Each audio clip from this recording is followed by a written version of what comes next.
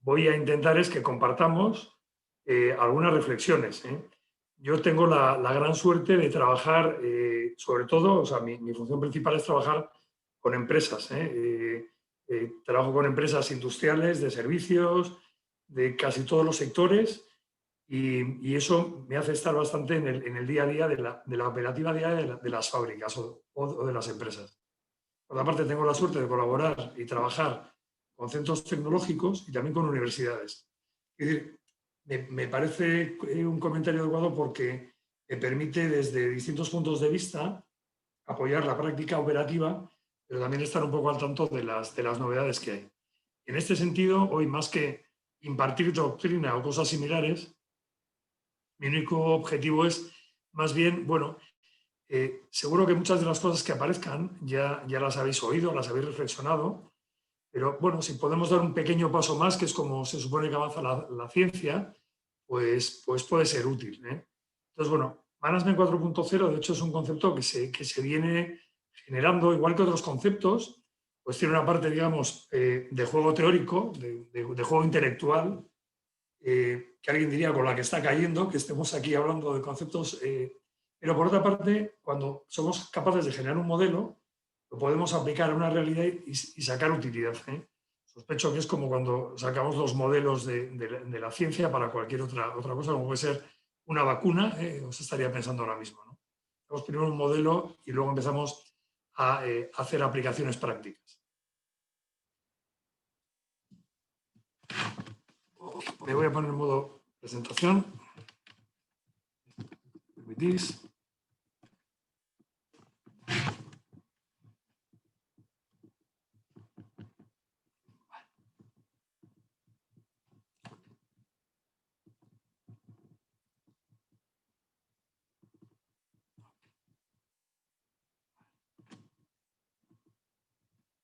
Ok. Bueno, pues todo empezó por aquí. O sea, digamos que la gran invasión, cuando nos empezaron a invadir, fue por los tejados de nuestras casas, ¿no? Nos empezaron a poner antenas, nos empezaron a conectar los televisores, nos empezaron a conectar los teléfonos móviles. Aquello pronto se convirtió en algo más o menos así.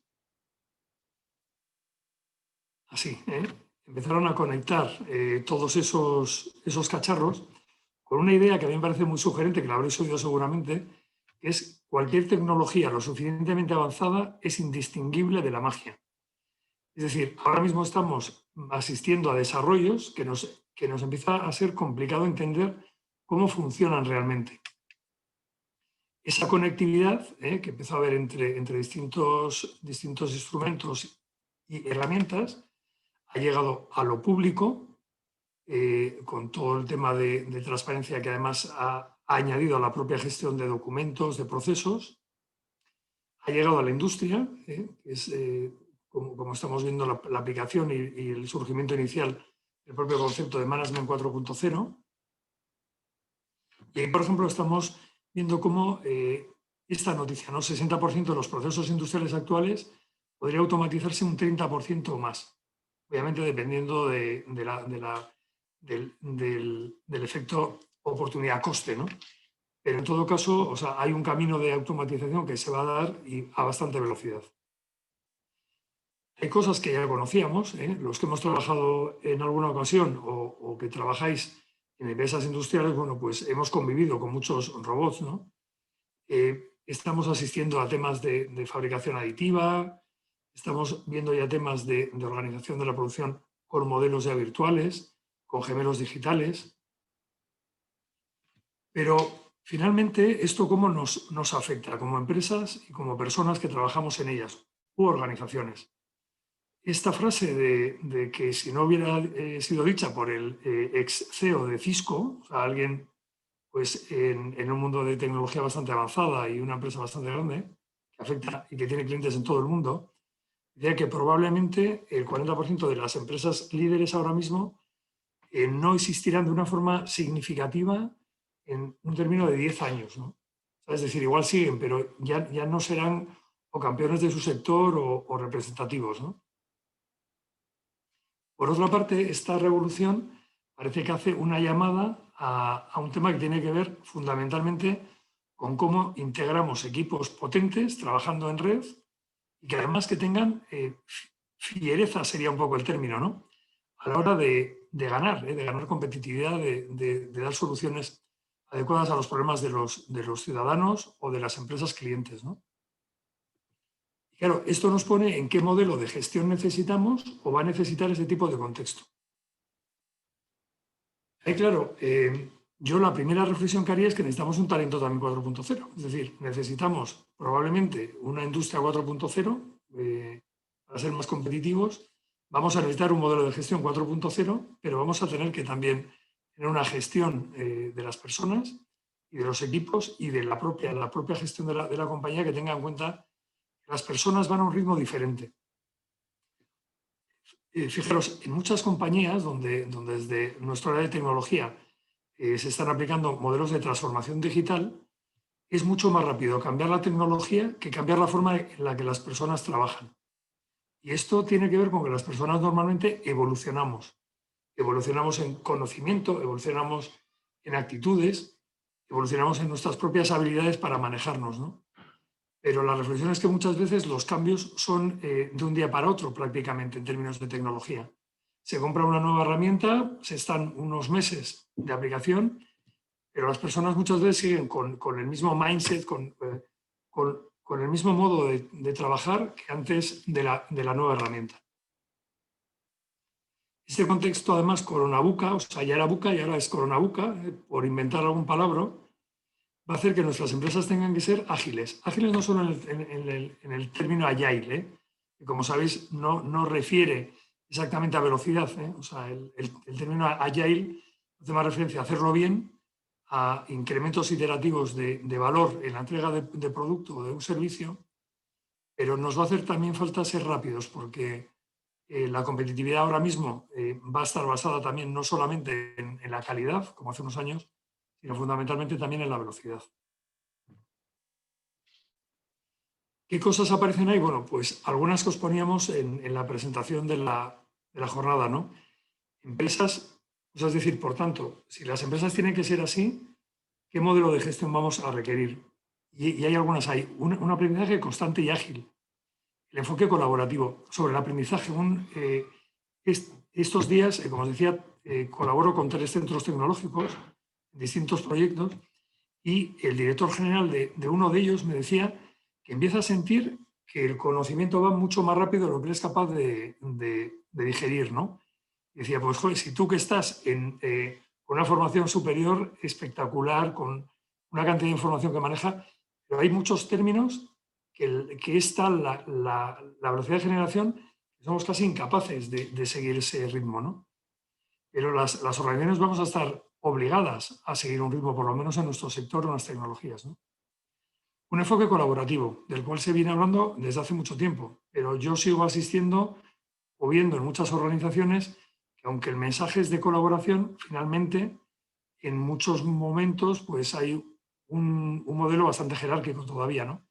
En el que intentamos que los equipos se empoderen, pero todavía las culturas o los modelos de gestión no han conseguido que las personas verdaderamente se sientan corresponsables, ¿no? Aunque es un intento de la organización.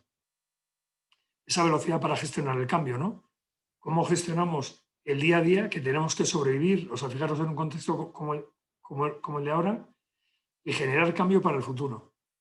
Suelo hacer una pregunta a muchas empresas, ¿no? Y es si lo que tienen hoy les sirve para el futuro. Probablemente les sirva para ahora, pero ¿te va a servir para dentro de 3, 5 años? Estamos haciendo algunos procesos de reflexión estratégica en los cuales muchas empresas nos dicen, si yo casi pintando el plan de gestión, o sea, no soy capaz de ver mucho más allá. Y sin embargo necesitamos por lo menos generar líneas porque vamos a tomar decisiones basado no solo en este año, porque hay cosas que son de ciclo más largo, ¿no? Puede ser inversión en tecnologías, modelo de negocio. Esas son cosas que nos van a afectar durante tiempo y al menos tenemos que marcar esas líneas. La confianza en las personas y su desarrollo. Y fijaros, en contextos como el de ahora, en el que aumenta la preocupación y el miedo, la confianza desciende. Y entonces se empieza a ver en empresas donde además está habiendo situaciones realmente duras, ¿no? En las que puede haber ERTES, ERES, etcétera, ¿no? Y sin embargo vamos a necesitar que la gente tenga confianza, ¿no?, en los demás, en el proyecto. Vender esto a la vez que estamos viviendo un mundo de incertidumbre y miedo, pues es complicado, ¿no? La toma de decisiones es intuitiva, ¿no? O sea, qué fácil decir, cuando luego además esa decisión va a afectar a personas, a recursos, a dinero, pero vamos a tener que convivir con el riesgo porque no vamos a tener toda la información ni sobre todo el tiempo. Comunicación constante y clara. Claro, llevar la comunicación allí donde hace falta para evitar la intoxicación, ¿no?, el estar intoxicados de información. Y las competencias 4.0 que hablaremos después, ¿no? Por dar algunas ideas para ayudar en esa reflexión, os he puesto aquí algo que, bueno, de un estudio que McKinsey ha hecho hace relativamente poco, hablaba de qué elementos veía como diferentes en la práctica para la agilidad organizativa y que yo creo que nos impulsan a muchas organizaciones hacia un determinado modelo de management, ¿no? El primero es una orientación estratégica integrada en toda la organización. Esto yo, en mi experiencia, es algo que es muy complicado de conseguir.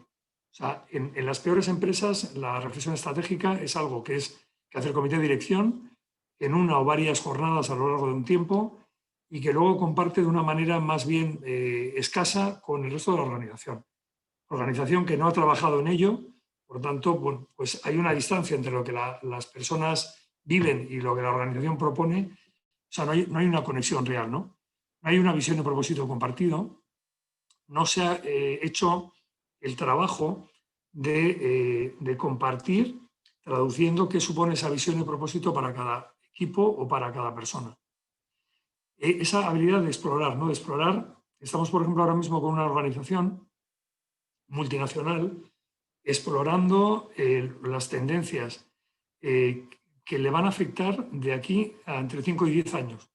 Es un ejercicio complicado, pero sin embargo estamos viendo algunos elementos que podemos ir incorporando en su estrategia. Asignación flexible de los recursos, es decir, las empresas y cada vez más, en vez de ser una especie de mecanismo que tiene un futuro predeterminado, en el que hay una visibilidad a largo plazo, cada vez más las tecnologías variando van a obligarnos a variar productos, quizá procesos, quizá servicios, quizá nuestro propio modelo de negocio. Y obviamente tener una estrategia proactiva, ¿no? Muchas empresas, por tamaño, por situación, por falta de recursos, están en una estrategia más bien reactiva o defensiva, ¿no? A veces es lo único que pueden hacer, pero igual están, y suena duro decirlo, ¿no?, en el entorno que nos decía el ex CEO de Cisco, y es que lo van a pasar verdaderamente mal, porque las grandes compañías que están en cada sector marcando el ritmo, pues están haciendo inversiones verdaderamente fuertes, ¿no? Lo siguiente tendría que ver con el tema de los equipos, ¿no? Y ahí lo que parece que es el futuro adecuado o que casa bien con el 4.0 industrial son las redes de equipos autónomos, tanto en los departamentos de servicio, cada vez más cercanos al negocio, como en las propias labores de producción, ¿no? Ahí vamos hacia entornos físicos y virtuales más abiertos, más colaborativos. Esa es una de las claves.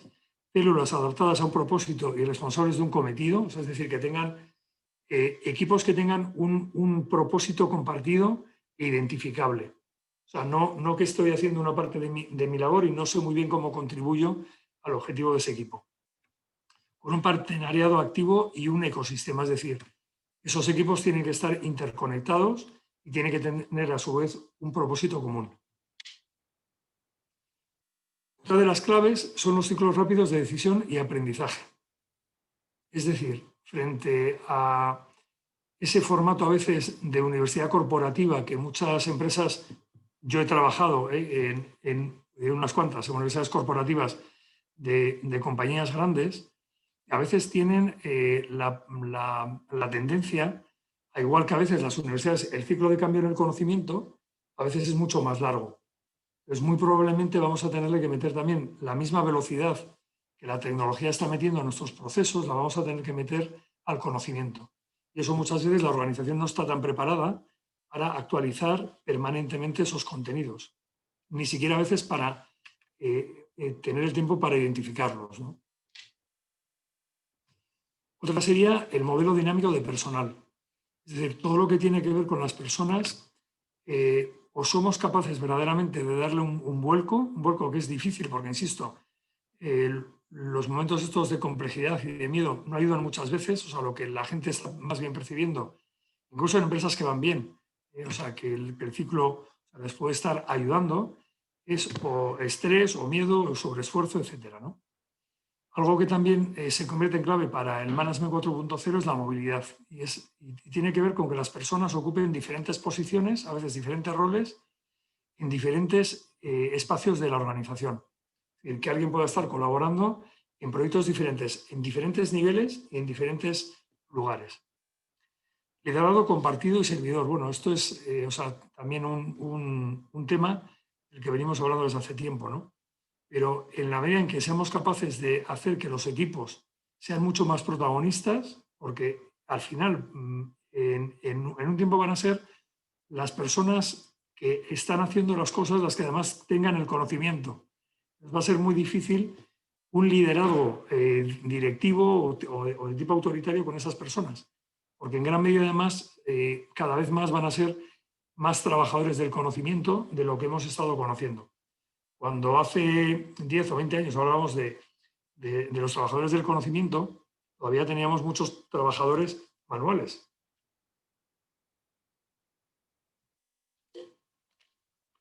Esos trabajadores manuales van a seguir estando en muchas compañías, en muchas actividades.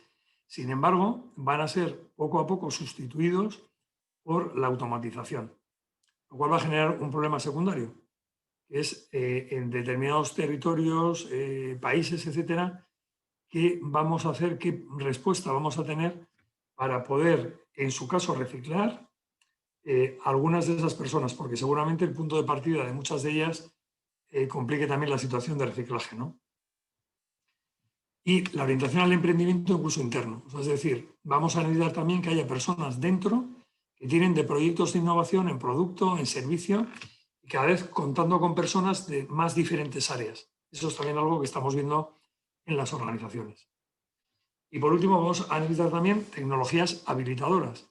Es decir, ya estamos utilizando muchas, pero lo que estamos viendo es que pueden facilitar enormemente el trabajo y hacerlo mucho más eficiente. He resumido aquí algunos de los elementos que tenemos que pensar cuando veamos nuestro modelo propio de management, siendo empresas como entiendo las que estáis ahora mismo compartiendo con nosotros este rato, son empresas muy diferentes. Algunas tal vez estéis en 1.0 y otras igual estáis en 2,3.0. Es decir, no hay una situación específica en ninguna empresa. Por tanto, cuando hablamos de estos elementos, aunque parece que hay algunos que tienen más compatibilidad con lo que es la industria 4.0, realmente lo que os propongo, lo que os sugiero es que sean los temas de reflexión interna, de ver en qué medida estos elementos nos están ayudando como organización o son un freno ahora o en el futuro. El ejemplo sería la estructura. ¿Qué tipos de estructura parece que son más compatibles con la industria 4.0? Pues desde luego, modelos matriciales, que vienen existiendo hace tiempo, pero fundamentalmente en los cuales los cruces de funciones, regiones, productos, servicios, o sea, podamos hacer ahí un cruce adecuado. Por tanto, también con estructuras orientadas a proyectos y cada vez más hay organizaciones que tienen una parte más estabilizada, lo que se ha dado en llamar la empresa ambidiestra, en la cual para las operaciones, digamos, más continuas, los procesos, tenemos una estructura más tradicional, pero en la que empezamos a convivir con una estructura más por proyectos e innovación. Obviamente estructuras más planas, en las cuales los niveles intermedios de dirección y mando se van reduciendo, y con estructuras descentralizadas, allí hasta donde se pueda. Es decir, esto también es un camino en el que la propuesta es que lo llevéis al límite. Es decir, toda decisión que pueda ser tomada con la adecuada formación de las personas, las herramientas y la información tienen que ser tomadas en el punto en el que están sucediendo. Esto solo es posible si las personas comparten visión, misión, objetivos, estrategia, porque eso es lo que le va a dar dirección en las decisiones. Entonces, eso cuando sea el momento de tomar una decisión en un determinado equipo, necesito que tengan información y herramientas para hacerlo. Y tienen que tener obviamente el poder, pero no lo van a poder hacer si no tienen el marco. Y el marco es cuál es nuestra visión, cuál es nuestra estrategia, cuál es nuestra visión, cuáles son nuestros valores, porque eso se convierte como en criterios de decisión. Es nuestro faro para saber hacia dónde vamos. Pero luego las decisiones concretas del camino, de, oye, aquí hay un río que hago, eso lo tiene que tomar el que está en el río. ¿Sí? Lo siguiente es el liderazgo orientado al conocimiento. Es decir, en los distintos estilos de liderazgo, el esfuerzo que tenemos que hacer es que verdaderamente las personas que están a cargo de equipos, una de las misiones que van a tener más importantes van a ser provocar aprendizaje e innovación, igual que la estructura y las prácticas de personas. Es decir, lo que necesitamos es que los equipos, las personas, podamos aprender a una velocidad tal que seamos capaces de hacer innovación que sea valorada por nuestros clientes o mercados. Clientes usuarios, en el caso de las administraciones públicas, y clientes que a veces son otras empresas por parte de las compañías. Pero es un liderazgo que tiene que estar centrado en el conocimiento. ¿Qué estamos viendo? Uno, que en muchas empresas, por ejemplo, ahora estamos haciendo un proyecto, una empresa grande en un tema de gestión del conocimiento y nos estamos dando cuenta lo mucho que cuesta a veces hacer tácito el famoso conocimiento implícito que está por ahí, pero también cómo lo transmitimos en empresas que están saturadas de actividad, en las que además las personas que más conocimiento atesoran son precisamente muchas veces las que más complicaciones tienen. Entonces, ¿cómo repartimos a veces ese conocimiento que tienen distintas personas a través de planes que puedan ligar con el día a día? Que es verdaderamente complicado también. Las prácticas de recursos humanos, del área de personas, de las áreas de talento, igualmente tienen que irse adaptando a esto. El desarrollo, obviamente, si tengo que acelerar el desarrollo de las personas, a veces en términos de conocimiento, de actitudes, de modos de trabajo, eso va a tener un coste. Pero no solamente un coste económico, sino un coste en horas. ¿Cómo mantenemos la competitividad de la organización, la eficiencia de la organización, cuando tenemos que invertir? Pero es como cuando os habrá pasado, decidís hacer un máster un año. O sea, yo suelo ver, ¿no? Los viernes o sábados cuando estoy dando clase, saber a esa gente que está viajando, bueno, ahora no, que está con una actividad brutal, porque son personas que llevan equipos, llevan procesos, una actividad brutal, y están dedicando un montón de horas, 600, 700, 800 horas en un año o año y medio a eso. El símil es perfecto para las empresas. El sobreesfuerzo que voy a tener que hacer si quiero dar un salto verdaderamente en el conocimiento de la organización, porque, o sea, pensar esto, incluso si yo quisiera cambiar la cultura de mi organización, porque diga, oye, esta cultura no me sirve, voy a poner todo automático. Traigo, ¿no? O sea, compro herramientas, maquinarias, no sé qué. La forma más rápida de cambiar la cultura sería cambiar a las personas. Contrato a las 500, 1000 o 2000 personas nuevas. ¿Cuál es el problema? Que tiro al niño junto al agua o a la niña junto al agua, es decir, se me va por el sumidero todo ello. No puedo hacer eso porque esas mismas personas que son el reflejo de la cultura que tengo, del modo de trabajar que tengo, y es un freno, son las que tienen los conocimientos, las experiencias. Entonces, voy a tener que hacerlo con esas personas o con la mayor parte de ellas. Hay que entrar también en temas de selección, ¿no? ¿Cómo vamos a tener que seleccionar a gente un poco diferente? Pero diferente, claro, es la maravilla de la diversidad, ¿no? El sesgo que tienen la mayor parte de las compañías a la hora de seleccionar personas, muchas veces en algunas empieza en el aspecto, con el prejuicio que tienen de qué tipología de persona necesito. Cuando si verdaderamente necesito innovación, igual necesito gente distinta de la que ya tengo. Y las propias áreas de selección a veces tienen un sesgo de lo que significa una persona que puede encajar aquí. Porque igual es alguien que puede encajar aquí, pero que igual no me va a producir el cambio que necesito para el futuro. Los temas de compensación, evaluación, descripción de puestos van a tener también que cambiar y ser en gran medida más flexibles y más orientados a la tipología de las personas, a sus competencias, obviamente su conocimiento, pero también pensando en que las personas puedan ocupar diferentes posiciones y roles a lo largo de su vida profesional en nuestra organización. Como el otro día hablaba también con una empresa, me decía, tenemos una de las fábricas donde seleccionan gente para ese momento. No piensan en lo que van a necesitar para el futuro y tenemos que cambiar ese modelo. Porque una persona que entra ahora, si se queda con nosotros aquí a vivir, en el futuro igual va a ser una persona que lleve un equipo, lleve un proceso, tenga una responsabilidad diferente, ¿no? O sea, tengo que buscar también ese potencial cuando selecciono. El enfoque en innovaciones es otra de las claves de compatibilidad con Industria 4.0 del modelo de Management 4.0. Tiene que ser, o sea, fijaros, otra dificultad. Tenemos que ser capaces de innovar en el corto plazo, en producto, en servicio, en proceso, pero generando capacidades a largo. De ahí que es tan importante que nuestra estrategia, nuestra prospectiva, nos indique esas líneas por las que tenemos que ir. Porque mis capacidades no las voy a construir en el corto, las tengo que ir generando, tanto lo que tiene que ver con las capacidades organizativas, incluyendo las personales, como de conocimiento, etc.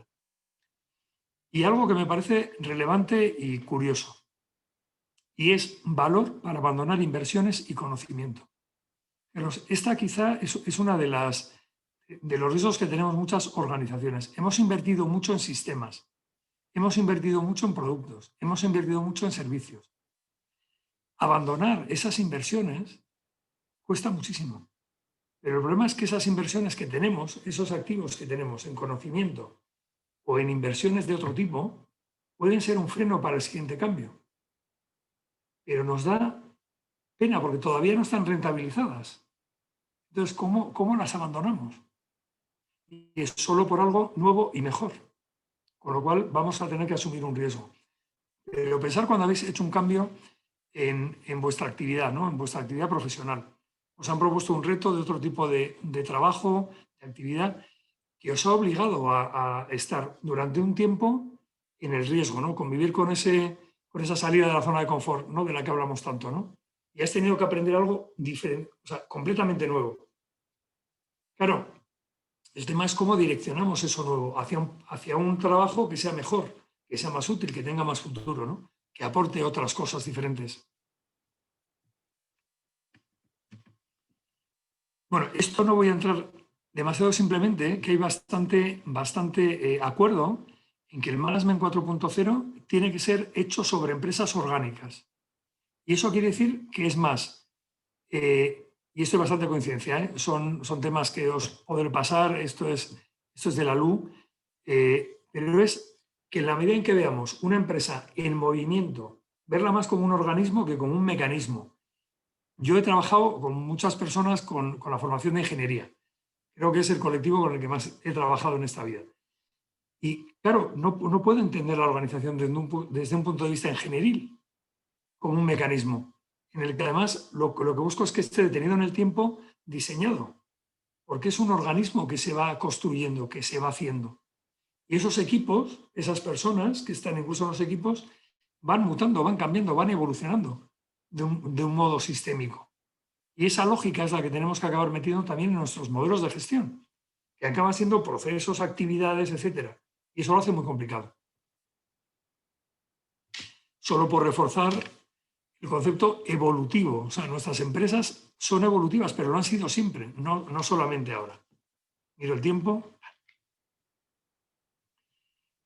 Siguiente concepto. ¿Cuándo surge el Management 3.0? Cuando surge el concepto de Management 3.0, es porque se dice, bueno, pues si al final los trabajadores del conocimiento hacen cosas en las que ellos son los que deciden a qué ritmo, en qué plazo, para cuándo voy a tener qué, o incluso qué es lo que hay que hacer, ¿no?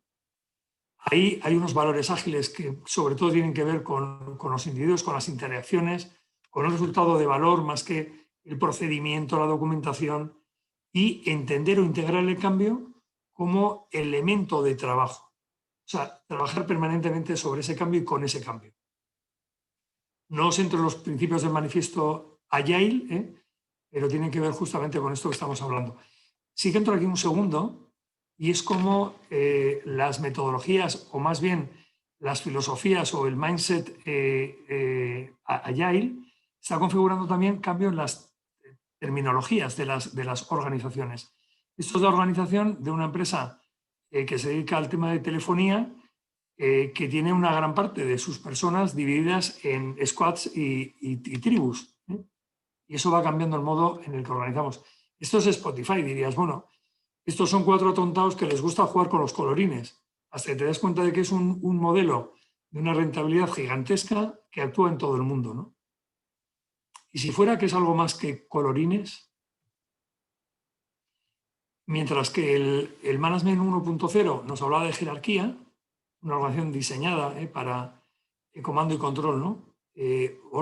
Orden y control.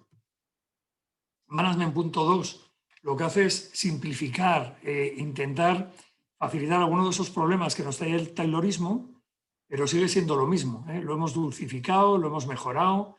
Ahora te hacemos una evaluación del desempeño que queda mucho más moderna, pero bueno, yo sigo siendo el jefe y te puedo despedir mañana, o sea que tienes que sonreírme los días anteriores a que sea la evaluación del desempeño. O hablarme de tus éxitos este último mes. El Management 3.0 integra ya la complejidad, ¿no? Y es un modelo que lo que propone es justamente en línea con el movimiento Agile, algo centrado en la innovación y en las personas, ¿no? Pero fijaros, tiene una búsqueda de la felicidad como elemento destacado. Es decir, dice, tenemos que lograr sistemas que provoquen, que produzcan y prácticas que lo hagan la felicidad de las personas, que se van a sentir más felices. Estos son algunos de los aspectos que considera el Management 3.0, ¿no? No entro en detalle, tenéis múltiple documentación y vídeos en Internet, obviamente, pero es alguno de los mensajes, ¿no? Es decir, Management 3.0 nos dice, oye, tienes que hacer que las personas y los equipos experimenten. Tienes que gestionar el sistema más que a las personas. Tienes que crear sistemas en los cuales las personas puedan participar, puedan compartir, ¿vale?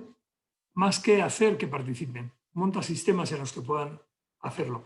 Y luego tienes que permitir que los equipos se puedan autoorganizar con esos objetivos compartidos, etc. Pero también que busquemos la felicidad. Insisto, Management 3.0 es una respuesta a un modelo de gestión que estaba agotado, que es el taylorismo. Y sin embargo, lo vemos todavía presente en muchas organizaciones actuales. Por lo cual yo me pregunto, ¿cuál es el futuro? La velocidad de innovación que requiere ahora mismo el mercado en esas empresas que internamente tienen una estructura solidificada, que no es ágil. ¿Sí? Bueno, algunas de las cosas que recogí en mi libro tiene que ver justamente con esto, cómo las organizaciones que tengan estructuras más férreas, más autoritarias, más jerarquizadas, les va a costar mucho moverse. Han hecho es decir, no es que esto sea malo por sí. Esta estructura no es mala por sí, es mala porque el para qué. O sea, para este mercado en el cual estamos trabajando con empresas o proveedores o personas, prácticamente, bueno, si no fuera ahora por la situación concreta, sin fronteras, que están trabajando con empresas, con organizaciones de prácticamente de todo el mundo o de muchos países, ¿no? Y la fuerza nuevamente está en ser capaces de generar una red que se acerque más cada vez hacia la descentralización y hacia la distribución, hacia redes distribuidas. En los equipos lo que estamos viendo es esa tendencia a tener equipos conectados en red. Sería un poco el modelo de futuro, el modelo que estamos viendo ya en muchas empresas de éxito actual. Salto un poquitín aquí, si os parece. Mientras que la jerarquía tradicional, y eso nos sigue sirviendo algunas veces cuando tenemos que evaluar o que tasar los niveles, los puestos, los salarios, etc.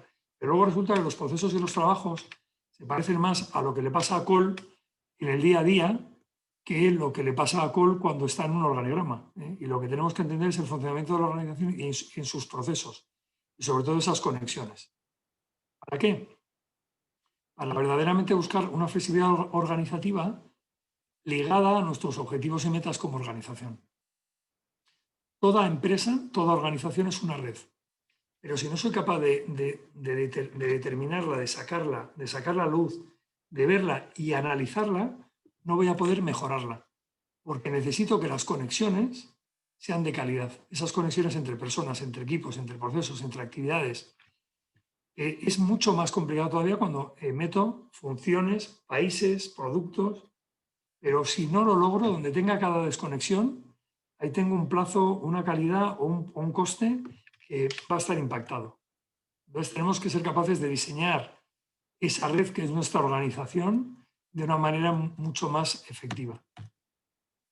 Pongo algún ejemplo, y simplemente por hacerlo un poco visible, porque se quede en nuestra cabeza. Esas redes múltiples de gente que trabaja en diferentes proyectos, para diferentes productos, diferentes clientes, para diferentes actividades y que están conectadas de modos muy diversos.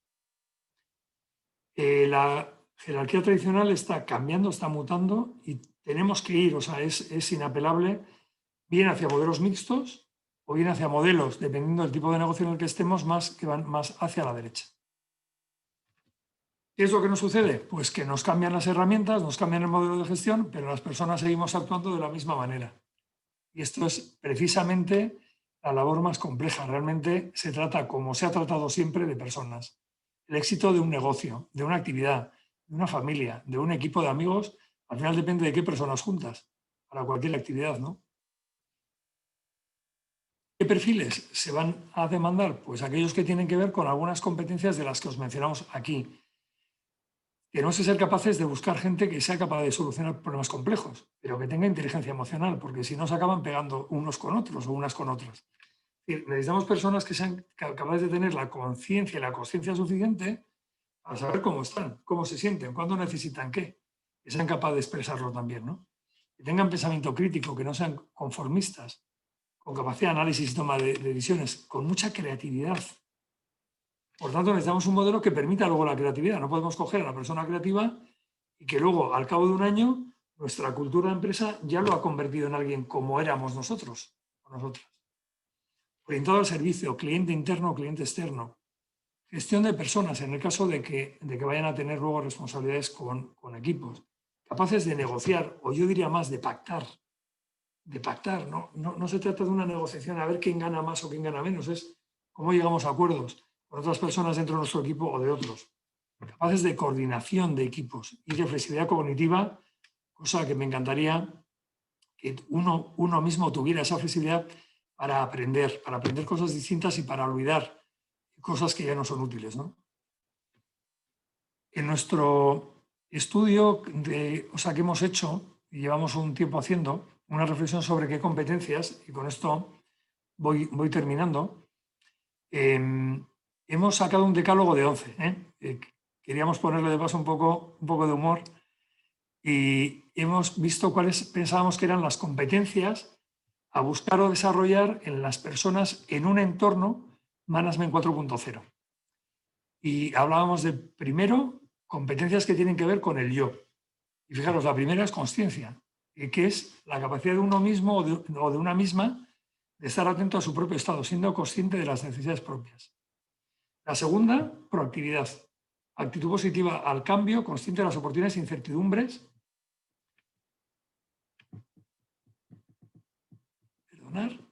Que generan los cambios y con habilidad para tomar decisiones desde la responsabilidad propia. Gestión, ostras, qué susto. Era cuando tenía que estar terminando. Por actividad, decíamos, y con habilidad para tomar decisiones desde la responsabilidad propia. Gestión de las emociones, capacidad de identificar las emociones y actuar en coherencia a ellas de una manera adecuada, promoviendo su bienestar y el del entorno. O sea, fijaros, primero, para poder manejarnos en un contexto complejo, necesitamos personas maduras, personas conscientes. O sea, me parece una magia porque estamos hablando de lo más avanzado en tecnología y nuevamente volvemos a que necesitamos personas, pero personas con determinadas capacidades no desarrolladas. ¿Qué competencias necesitamos que tengamos, tener las personas para con otros? Pues liderazgo, pero empezando por el autoliderazgo. Comunicación, ¿para qué? Para ser capaz de relacionarme con entornos distintos, diversos. Y fijaros, vivir la socialización como una oportunidad de crecer, ¿no? Y flexibilidad, porque nos vamos a encontrar con situaciones, personas, niveles, proyectos.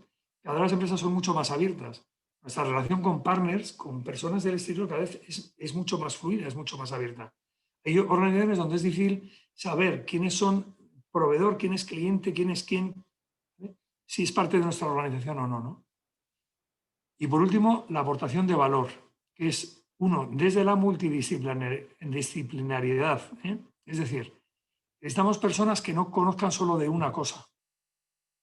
Por eso necesitamos que las personas que están en cualquier nivel de responsabilidad tengan conocimiento amplio, no conocimiento estricto, porque vamos a asistir a cambios que van a integrar las tecnologías, los modelos, la gestión, todo eso va a estar implicado, ¿no? Que sean capaces también de innovar en red, innovar trabajando con otros, identificar esas redes de trabajo y de conexión. Pero últimamente para solucionar problemas, o sea, tienen que estar orientados a resultados, ¿no? Y añadíamos esta última que nos parecía interesante, es una capacidad o una competencia que es la de revisar cómo lo estoy haciendo o revisar colectivamente cómo lo estamos haciendo. Obviamente, estas son competencias personales que tienen que estar combinadas con las competencias puramente 4.0, de conocimiento digital, gestión de la formación, comunicación digital o las propias de la industria 4.0. Muy bien, y hasta ahí. Entonces, estaré encantado de que a través del chat podamos comunicarnos, que tengáis la oportunidad de hacer alguna pregunta. Pediros excusas por la velocidad a la que he ido, que es para intentar daros la mayor parte de información posible. Y ahora, si alguien quiere hacer alguna pregunta, pues estaré encantado de que podamos reflexionar sobre ella.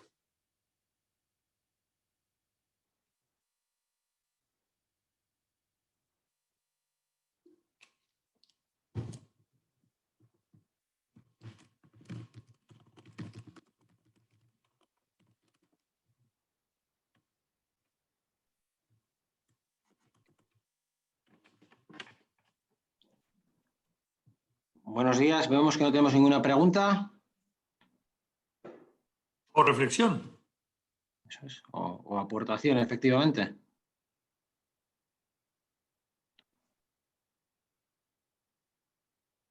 Eso es o que no tenéis ninguna duda o que las tenéis todas. Aunque no sea eso lo que he contado, ¿eh?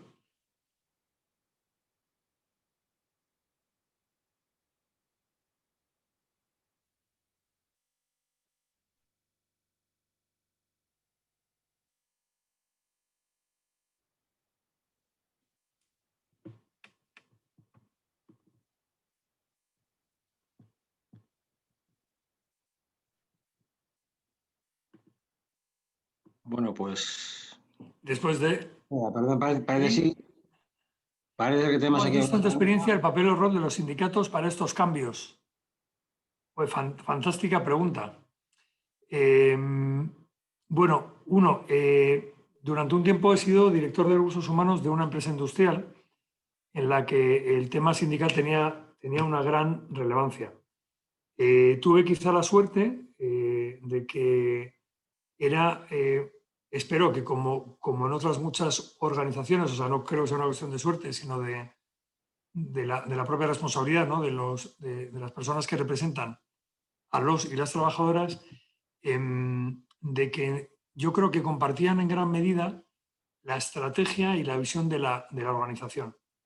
Entonces, lo que más había era conversaciones sobre cuáles eran las posibles soluciones a los problemas, más que una especie de lucha interna. Si estáis un poco, bueno, o sea, sabéis que el gobierno vasco ya desde el año pasado está promoviendo el nuevo modelo de empresa para Euskadi, en el que estamos acercándonos o intentando mover el modelo de las empresas también privadas, porque igual es un modelo que es más conocido o una orientación más conocida en las cooperativas, hacia modelos más participativos. Pero yo os diría, tengo la sensación, en mi experiencia, que con ayuda de los sindicatos, porque no hay forma de hacerlo contra los sindicatos, o sea, no tiene ningún sentido, es como si fueran, es como hacer las cosas contra no sé, en casa contra tu pareja, pues no tiene ningún sentido. O sea, igual, no, o sea, lo que quiero decir es que tenemos que llegar a acuerdos